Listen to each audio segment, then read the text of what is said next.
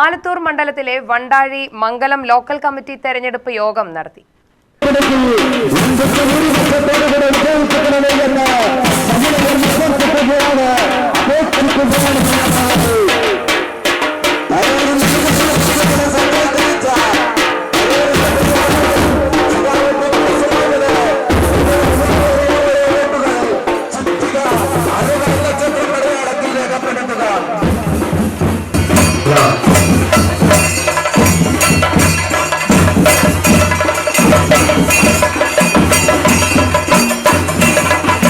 CPM കേന്ദ്ര committee അംഗം K Radhakrishnan ഉദ്ഘാടനം ചെയ്തു.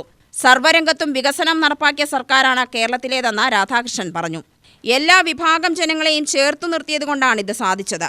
വരുന്ന തെരഞ്ഞെടുപ്പിന് ശേഷവും മൂന്നാമതും കേരളത്തിൽ LDF അധികാരത്തിൽ വരേണ്ടത് എല്ലാവരുടെയും ആവശ്യമാണെന്നും MP പറഞ്ഞു.